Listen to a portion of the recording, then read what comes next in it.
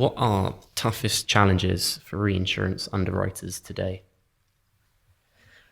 That's interesting. I mean, today, arguably, it's not so much about the underwriters as their corporations. The underwriters, I guess, are the ones with something to prove here, because capital isn't as inexpensive as it once was.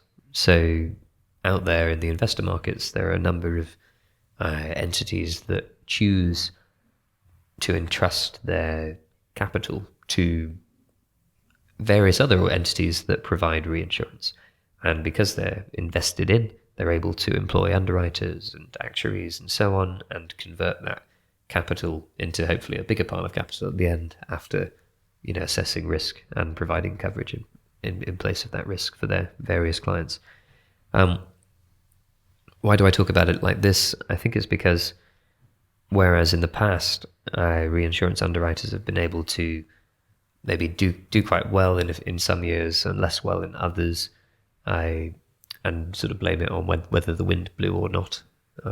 There's all the more pressure at the moment to prove that reinsurance is a valuable exercise in the first place, particularly because, one, the capital, as I mentioned, is less willing and able to participate. They need to be really convinced that the reinsurance underwriters are going to be able to generate a return. And two, because there's more uncertainty globally in terms of all risks. We have not only the backdrop of, an ever more urbanized population, but also man-made risks that come with that. So human-made risks such as war that we're seeing in Ukraine at the moment and all of the knock-on impacts of that, but also a growing frequency and severity of natural catastrophes as a result of climate change, which finally is getting acknowledged, but with the result that most people are realizing how little they know about or can account for the risks that it brings.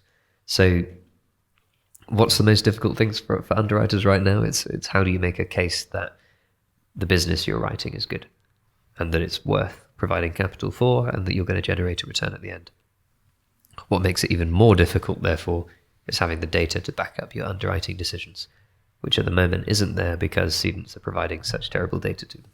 Not because they're terrible, but because they don't have the necessary tools to be able to provide that data, which we're trying to help with. Well said.